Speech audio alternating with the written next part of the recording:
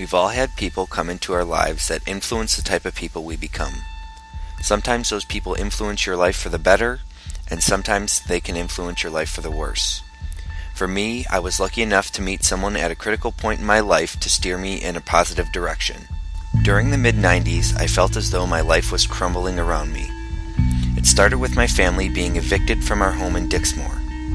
My grandparents were amazing people who allowed us to move into their basement in Tinley Park, but that forced us to leave our school and friends behind. Tinley Park was a great neighborhood, but being from Dixmoor, my sister and I didn't exactly fit in. I became very jealous of my classmates and hated them for having such perfect lives. I just could not relate with the kids in my class. A month after the move, my Uncle Joe was killed in a freak gun accident. Shortly after that, we found out that my father was going to be spending the next 5 years in prison. My sister and I were in a whirlwind of emotions. We were sad one minute, then confused, then angry the next. We were just kids and didn't know how to deal with all of these traumatic events.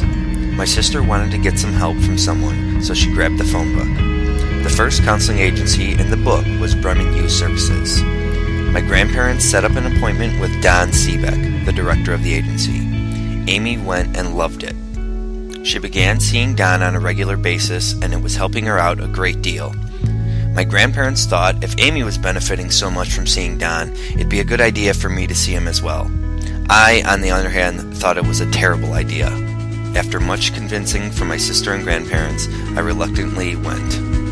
I remember sitting in Don's office, slouched on his couch, arms folded, and my White Sox hat brim pulled down low, waiting for him to come in. I heard him before I saw him. He came whistling down the hallway, opened the door to his office, and said, "Well, you must be Daniel. I can tell we're going to get along a hell of a lot better than I do with your sister. You know why?" "No, I don't know why," I said sarcastically. "'Cause you're a Sox fan," he said. "Thank God for that. Hey, it's pretty nice outside. Want to go shoot around?"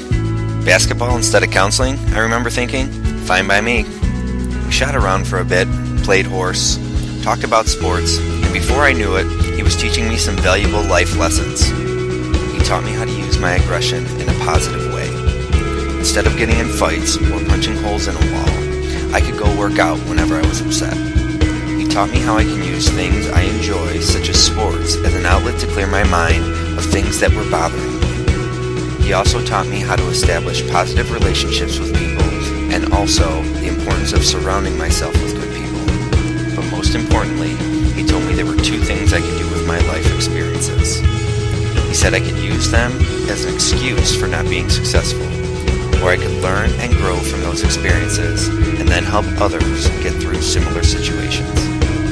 Over the next couple of years, Don would take me under his wing as he's done with countless numbers of children over the years.